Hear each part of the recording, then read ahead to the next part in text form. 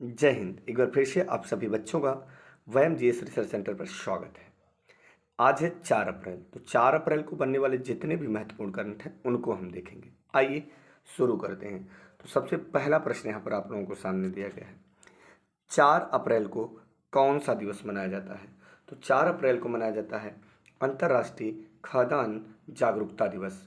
तो एक बार पुनः देखेंगे कि 1 अप्रैल को क्या मनाया जाता है। तो 1 अप्रैल को ओडिशा दिवस मनाया जाता है, जबकि 2 अप्रैल को अंतर्राष्ट्रीय बाल पुस्तक दिवस मनाया जाता है। 3 अप्रैल को रंगमंच दिवस के रूप में मनाया जाता है और 4 अप्रैल को अभी अभी आपने देखा अंतर्राष्ट्रीय खाद्यान्न जागरूकता दिवस मनाया जाता है।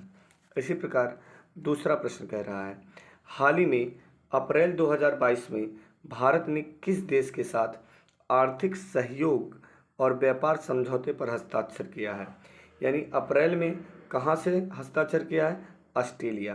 तो बात आई है ऑस्ट्रेलिया। तो ऑस्ट्रेलिया एक खुदी महाद्वीप है, यानी इसे दूसरे किस नाम से जाना जाता है? तो ओशिनिया महाद्वीप के नाम से जाना जाता है। जो सबसे छोटा महाद्वीप है वह कौन सा है? ऑस्ट्रेलिया महाद्वीप है। कौन सा है? ऑस्ट्रेलिया महाद्वीप। ऑस्ट्रेलिया महाद्वीप को प्यासी भूमि का देश कहा जाता है, कंगारुओं का देश कहा जाता है। ठीक है, अब आपको ध्यान देना है, ऑस्ट्रेलिया महाद्वीप के मध्य से ऑस्ट्रेलिया महाद्वीप के मध्य से मकर रेखा गुजरी हुई है। ठीक है ना। और यहाँ की जो सबसे लंबी पर्वतमाला है उसका नाम है द ग्रेट डिवाइडिंग रेंज। क्या नाम है? The great dividing range. और याद रखिएगा, इसके सबसे पूर्वी वाले भाग पर क्या पाया जाता है? प्रवाल भित्तियाँ पाई जाती हैं, जिसे ग्रेट बैरियर रीफ के नाम से जाना जाता है। किसके नाम से जाना जाता है? ग्रेट बैरियर रीफ के नाम से जाना जाता है। ऑस्ट्रेलिया की राजधानी कैनबरा है। चलिए, ओपेरा हाउस कहाँ पर स्थित है? तो ओपेरा हाउस ऑस्ट्रेलिया के सिडनी में स्थित है। अगले प्रश्न पर हम चलेंगे। तो अगला प्रश्न आपसे कह रहा है, हाल ही में इंडियन प्रीमियर लीग में सबसे ज़्यादा विकेट लेने वाले गेंदबाज कौन बन गए हैं? तो हाल ही में इंडियन प्रीमियर लीग में सबसे ज़्यादा विकेट लेने वाले गेंदबाज जसप्रीत बुमराह बन गए हैं। कौन बन गए हैं? जसप्रीत बुमराह। आगे की स्थिति ये देखा जाएगा और भी।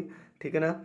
भारत के किस मुख्य न्यायाधीश ने हाल ही में fast and secure transmission of electronic record software launch किया है? तो एन वी रमना ने किया है। किसने किया है? एन वी रमना ने किया है। तो बात आई है मुख्य न्यायाधीश की।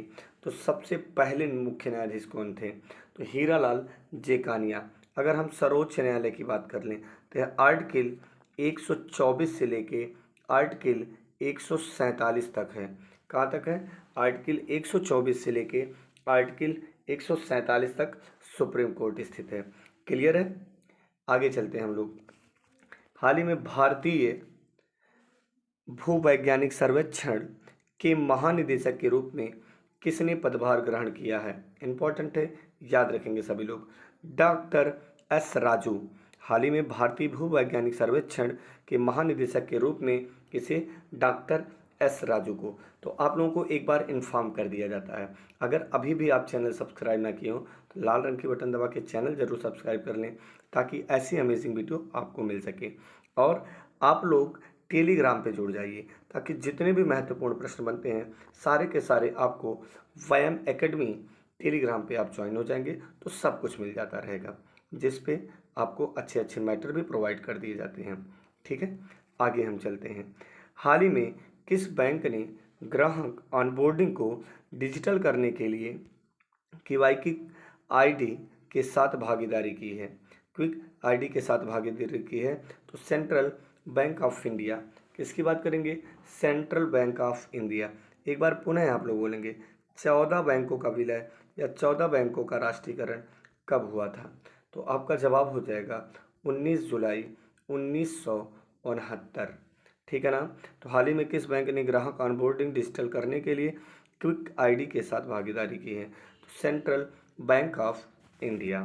अगला प्रश्न यहाँ पर आप लोगों से कह रहा है, हाल ही में किस राज्य सरकार द्वारा बेघर बच्चों के पुनर्वास के लिए फील्ड टास्क फोर्स का गठन किया है? दिल्ली सरकार। पुनः बात आई है दिल्ली की।